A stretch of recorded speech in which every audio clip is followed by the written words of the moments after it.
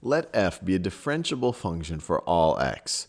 If f of negative 2 is equal to 3, and f prime of x is less than or equal to 7 for all x, then what is the largest possible value of f of 10?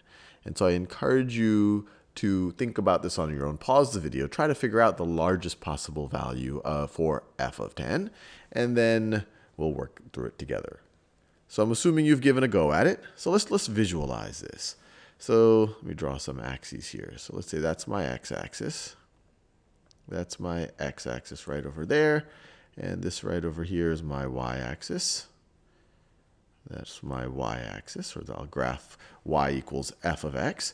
And they tell us f of negative 2 is equal to 3. So let's say that this right over here, and the two axes aren't going to be drawn to scale. So let's say that this is negative 2. And this right over here is the point negative 2, comma 3. And they tell us that f prime of x is less than or equal to 7, that the instantaneous slope is always less than or equal to 7. So really the way to get the largest possible value of f, we don't have to necessarily invoke the mean value theorem, although the mean value theorem will help us know for sure, is to say, well, look, the largest possible value of f is if we essentially, of f of 10, is essentially if we max this thing out. If we assume that the instantaneous rate of change just stays at the ceiling right at 7. So if we assumed that our function, the fastest growing function here would be a line that has a slope exactly equal to 7.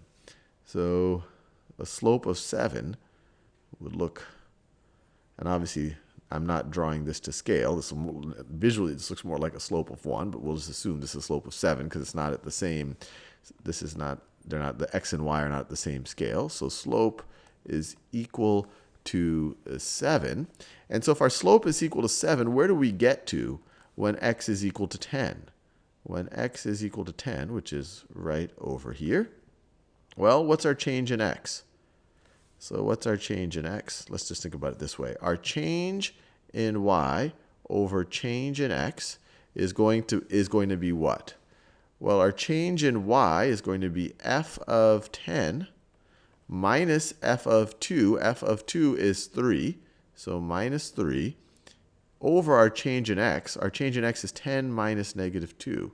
10 minus negative 2 is going to be equal to 7. This is the way to max out what our value of f of 10 might be.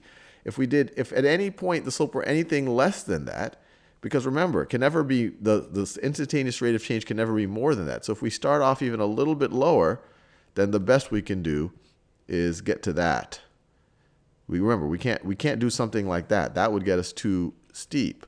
So it has to be like that. We could, and then we would get to a lower. We would get to a lower f of 10. Or if we did some, every time you have a slightly lower rate of change, then it kind of limits what happens to you. So remember, our slope can never be more. Our slope can never be more than 7. So this part should be parallel. So this should be parallel to that right over there. This should be parallel. But you can never have a higher slope than that. So the way to max it out is to actually have a slope of 7. And so what is f of 10 going to be? So let's see. 10 minus negative 2, that is 12. Multiply both sides by 12, you get 84. So f of 10 minus 3 is going to be equal to 84, or f of 10 is going to be equal to 87. So if you have a slope of 7, the whole way you travel 12, that means you're going to increase by 84. If you started at 3, you increase by 84, you're going to get to 87.